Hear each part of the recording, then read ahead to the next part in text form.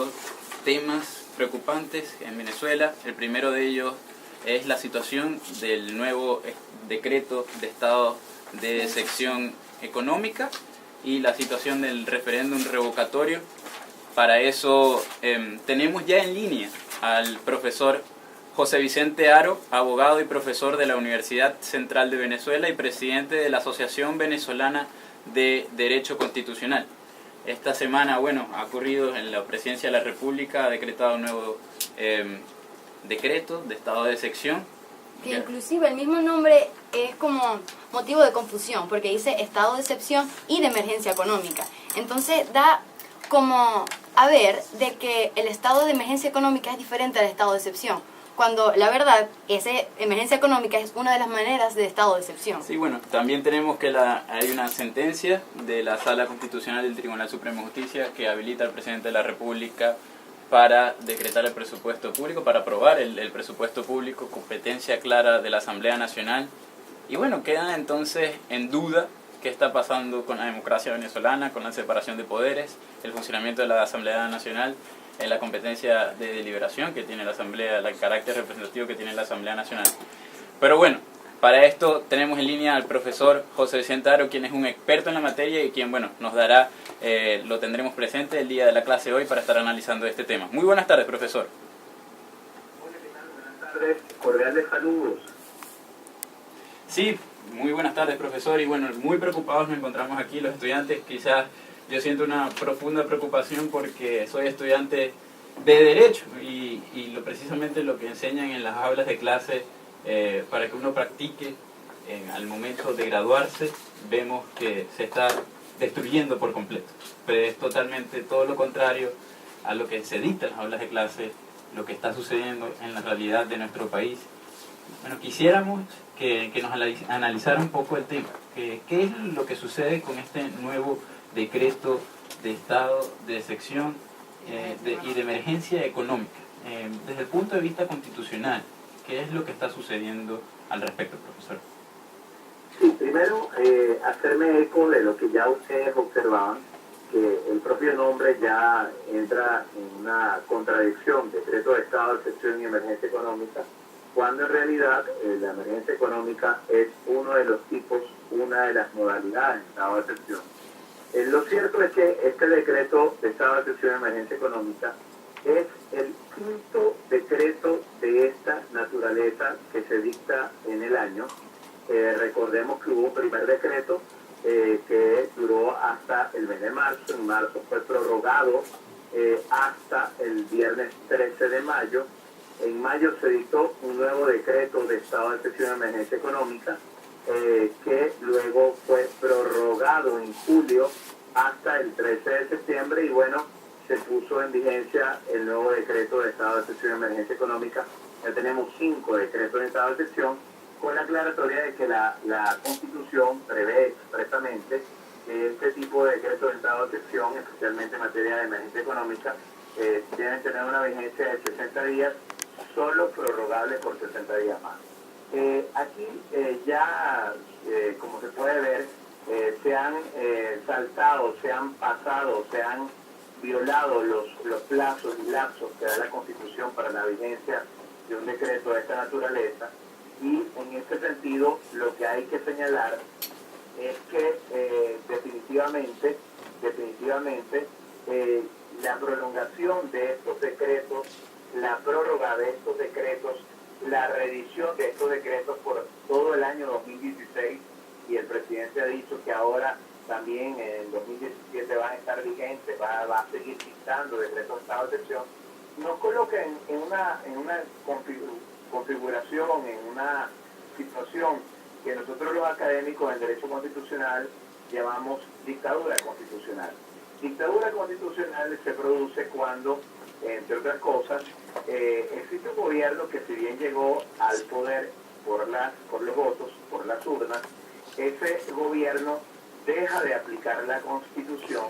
y comienza a gobernar a través de decretos de emergencia, de decretos de estado de excepción o decretos de suspensión de garantías, dependiendo del país en el que estemos. En el caso venezolano, decretos de estado de excepción, antes en la Constitución del 61 se llamaba decreto de suspensión de garantías, etcétera. Entonces, cuando un gobierno prolonga una situación de decreto de estado de excepción y comienza a gobernar solamente con base en esos decretos de estado de excepción, bueno, hablamos de una dictadura constitucional porque el presidente tiende a controlar todo el poder del Estado a través del decreto de estado de excepción en su persona. Profesor, disculpe, con esto le pregunto, ¿cree usted entonces que con esto se está violentando la democracia? ¿Estamos entonces entrando a qué? Definitivamente ya no podemos llamar a Venezuela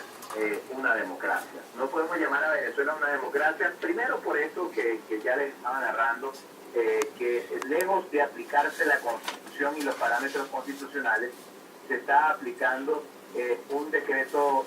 y una serie de decretos de estado de excepción que se han prolongado ilegítimamente y constitucionalmente en el tiempo, a pesar de no tener tampoco la aprobación del poder legislativo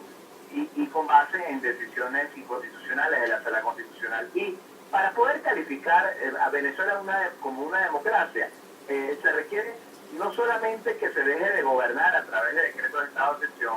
se requiere que se gobierne conforme a la Constitución. Para que Venezuela sea una democracia es necesario que se respeten los derechos humanos y no se están respetando los derechos humanos. Muestra ella es la situación de los presos políticos, muestra ella es los graves problemas en derechos humanos a la salud, a la alimentación que están sufriendo los venezolanos actualmente, a la vida, a la integridad física. Para que pueda haber una democracia es necesario división de poderes y no existe división de poderes porque los poderes están siendo controlados por el Poder Ejecutivo, por el PSUV, por el Partido de Gobierno. Para que exista una democracia es necesario que exista un parlamento donde se respete el derecho a elección, al voto que manifestaron los ciudadanos el 6 de diciembre de 2015 y ese voto no se está respetando a través de las continuas decisiones de la Sala Constitucional del Tribunal Supremo de Justicia. Y finalmente, para que exista una democracia es necesario que existan elecciones periódicas y ya vemos cómo primero se le ponen grandes trabas para que se realice el referendo revocatorio, para que el pueblo pueda manifestar segura y las elecciones regionales están en entredicho porque el CNE no ha fijado la fecha. No ha hecho ningún tipo de pronunciamiento. Pero ¿qué hacer al respecto entonces, profesor, cuando nos da toda esta descripción de la situación y vemos que no sucede nada en Venezuela, que no pareciera que los ciudadanos no hay ningún tipo de acción que podamos tomar? ¿Y dónde queda la Asamblea Nacional que fue electa por el pueblo venezolano en pasado diciembre? ¿Qué hacer al respecto? ¿Dónde queda la Asamblea Nacional? Sí, yo creo que aquí es importante resaltar que la Asamblea Nacional creo que obró de buena fe en enero de este año, el 6 de enero, cuando desincorporó de su fila a los diputados de la Asamblea Nacional y comenzó a acatar fallos inconstitucionales de la Sala Electoral del Tribunal Supremo de Justicia cuando sacando a los diputados, desincorporando a los diputados del Estado Amazonas del hemiciclo, y a partir de allí comenzó a, vamos a decir, a seguirle el juego al Ejecutivo Nacional y al Tribunal Supremo de Justicia con respecto a las decisiones que se estaban dictando, con respecto al decreto de emergencia económica que se dictó en su momento, pero eso fue aprovechado por el Tribunal Supremo de Justicia para ir avanzando de tal manera que hoy tenemos 29 decisiones en menos de un año del Tribunal Supremo de Justicia en contra de la Asamblea Nacional, un total de 25 de la Sala Constitucional, 4 de la Sala Electoral, más 3 decisiones en contra de los partidos políticos y fundamentalmente de los partidos políticos que integran la MUD. Entonces, la Asamblea Nacional debe cambiar esa política de actuar pensando en que el adversario político va a partir de la buena fe y actuar en defensa de la Constitución y cerrando filas conforme a la Constitución. Creo que la Asamblea Nacional debe, entre otras cosas, por ejemplo, dejar sin efecto esta decisión de la Sala Constitucional del Tribunal Supremo de Justicia, específicamente porque el artículo 3.13 de la Constitución es muy claro en materia de presupuesto nacional. Estamos refiriéndonos a la decisión que se refiere al presupuesto nacional y que dice que la Sala Constitucional ahora va a recibir su presupuesto nacional. Bueno, la Asamblea Nacional debe dejar sin efecto esa decisión, teniendo en cuenta que esa decisión es violatoria de 5 artículos de la Constitución, 187 numeral sexto, 312, 313, 314, 315, pero también la Asamblea Nacional debe acordar, conforme al artículo 313, que, como lo dice el texto de la Constitución, si por cualquier circunstancia el presupuesto no es presentado ante la Asamblea Nacional, debe entenderse reconducido, debe entenderse que se aplique el presupuesto del año 2016 para el año 2017, con todo el tema de los créditos adicionales que se aplicaría en este caso. Debe la Asamblea Nacional abrir un procedimiento